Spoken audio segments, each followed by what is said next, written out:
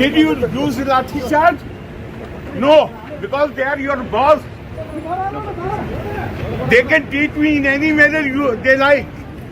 I will not go from here. What do you want to say? Go back. I won't go back.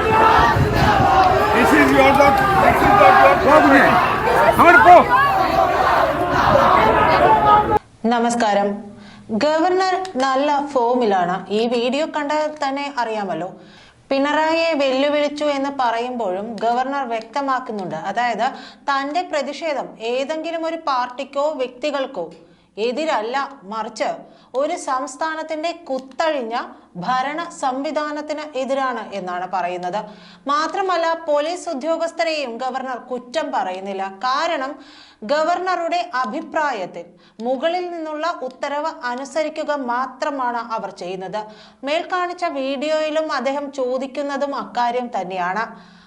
Pinarayi ആയിരുന്നെങ്കിൽ അല്ലെങ്കിൽ മുഖ്യമന്ത്രി ആയിരുന്നെങ്കിൽ നിങ്ങൾ ഇങ്ങനെ ചെയ്യുമായിരുന്നോ എന്ന് അദ്ദേഹം ചോദിക്കുന്നുണ്ട്. മാത്രമല്ല, അദ്ദേഹം ചോദിക്കുന്നതും പറയുന്നതുമൊക്കെ ഇതെന്തുകൊണ്ടാണ് എന്നോട് ഇങ്ങനെ ചെയ്യുന്നത്, നിങ്ങൾക്ക് അനുവാദം, അതായത് നിങ്ങൾക്ക് കിട്ടിയ നിർദ്ദേശം ഇങ്ങനെ ആയിരിക്കുമല്ലോ, അതുകൊണ്ടാണ് ആ ഒരു നിർദ്ദേശം മാത്രമാണ് നിങ്ങൾ ചെയ്യുന്നത് എന്നും അദ്ദേഹം പറയുന്നുണ്ട്. അങ്ങനെ പ്രശ്നമാകെ ഗുരുതരമാണ്. എന്തായാലും നിലമേൽ പ്രശ്നത്തോടുകൂടി ആകെ ഗവർണർ സർക്കാർ പോര് ഗുരുതരാവസ്ഥയിലാണ്. പ്രതിഷേധം എന്ന പേരിൽ എന്നെ ആക്രമിക്കാനും പോലീസ് പ്രതികരിക്കരുത് എന്ന നിർദ്ദേശം നൽകുന്നത് മുഖ്യമന്ത്രിയാണെന്നും ഗവർണർ പറയാൻ മറന്നിട്ടില്ല. പ്രതിഷേധങ്ങൾക്കൊന്നും താൻ എതിരല്ല, എന്നാൽ കൊടികൾ ഉപയോഗിച്ച് കാറിൽ അടിച്ചപ്പോഴാണ് പ്രതികരിച്ചതെന്നും ഗവർണർ പ്രത്യേകം എടുത്തു പറഞ്ഞിരുന്നു. പ്രതിഷേധക്കാർ എന്ന് പറഞ്ഞ് എത്തിയവരിൽ ക്രിമിനൽ കേസുകളിലെ പ്രതികൾ അടക്കമുള്ളവരുണ്ടെന്നും അവരെ സംരക്ഷിക്കണമെന്ന് പോലീസിന് നിർദ്ദേശം നൽകുന്നത് മുഖ്യമന്ത്രിയാണെന്നും ഗവർണർ പറയാൻ മറന്നില്ല. എന്തു തന്നെ ആയാലും പ്രവർത്തകർക്കെതിരെ കേസെടുത്ത് FIR ചുമത്തിയതിനു ശേഷമാണ് ഗവർണർ അവിടെ നിന്ന് മാറിയത് തന്നെ. IPC 143, 144, 147, 283, 353, 124 14 വകുപ്പുകൾ പ്രകാരമാണ് 17 SFI പ്രവർത്തകർക്കെതിരെ കേസെടുത്തത്. ഇതിൽ IPC 124 എന്നത് മാത്രമാണെങ്കിൽ കുഴപ്പമില്ല. IPC 124 കൂടി ഉൾപ്പെടെയാണ് ചുമത്തിയിരിക്കുന്നതെങ്കിൽ SFI പ്രവർത്തകരുടെ കാര്യം തീർന്നു എന്ന് തന്നെ പറയാൻ പറ്റണം. കാരണം രാജ്യദ്രോഹ കുറ്റം കൂടി ഇതിൽ ചേർന്ന് വരുന്നുണ്ട്. അങ്ങനെയെങ്കിൽ NIA അന്വേഷണത്തിനെത്തും. കാറിൽ ഇടിച്ചത് കൊണ്ടാണ് കാറിൽ നിന്ന് പുറത്തിറങ്ങിയത് എന്നാണ് ഗവർണർ ആവർത്തിച്ച് പറഞ്ഞുകൊണ്ടുമിരിക്കുന്നത്. ആ നിലയ്ക്ക് കാര്യങ്ങൾ പോകുകയാണെങ്കിൽ കുട്ടി സഖാക്കളുടെ കാര്യത്തിൽ NIA തീരുമാനമെടുക്കും. സമരത്തിൽ പങ്കെടുത്ത രാഹുൽ മാങ്കൂട്ടത്തിലിനെ വീട് വളഞ്ഞ് കൊടും കുറ്റവാളിയെ പോലെ തൂക്കിയെടുത്തു കൊണ്ടുപോയ സർക്കാരും സർക്കാരിന്റെ പോലീസുമാണ് പ്രതിഭാഗത്ത് നിൽക്കുന്നത്. അപ്പോൾ ഗവർണറുടെ കാറിൽ ഇടിക്കുകയും കോലിട്ട് കുത്തുകയും ഒക്കെ ചെയ്തവർക്ക് നേരെ രാജ്യദ്രോഹം ചുമത്തിയാലും തെറ്റൊന്നും പറയാൻ പറ്റില്ല. ഇനി എന്താണ് ഈ വകുപ്പ് എന്ന് നോക്കാം. ഇന്ത്യൻ ശിക്ഷാ നിയമത്തിലെ 124 വകുപ്പ് അനുസരിച്ച് രാഷ്ട്രപതിയുടെയോ ഗവർണറുടെയോ നിയമാനുസൃതമായ ഏതെങ്കിലും അധികാരം ഏതെങ്കിലും വിധത്തിൽ വിനിയോഗിക്കാൻ ഇന്ത്യൻ രാഷ്ട്രപതിയെ പ്രേരിപ്പിക്കുകയോ നിർബന്ധിക്കുകയോ ചെയ്യുന്നതാണ് ഈ വകുപ്പ്.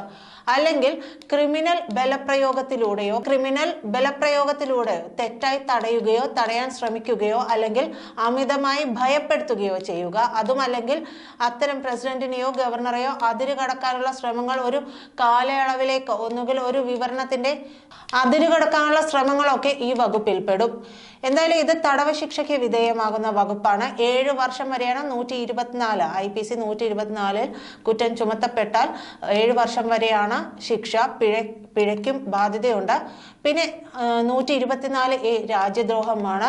ഇന്ത്യയിൽ ഈ നിയമപ്രകാരം സ്ഥാപിതമായ ഗവൺമെന്റിനോട് വാക്കുകൊണ്ടോ എഴുതിയാലോ അടയാളങ്ങൾ കൊണ്ടോ ദൃശ്യമായ പ്രാതിനിധ്യം കൊണ്ടോ വിദ്വേഷമോ അവഹേളനമോ കൊണ്ടുവരാൻ ശ്രമിക്കുന്നവരോ ഉത്തേജിപ്പിക്കുന്നതോ അസംതൃപ്തി ഉളവാക്കാൻ ശ്രമിക്കുന്നതോ ജീവപര്യന്തം തടവ് ശിക്ഷ നൽകുകയാണ് ചെയ്യുന്നത്. അതിൽ പിഴയും ചേർക്കാം.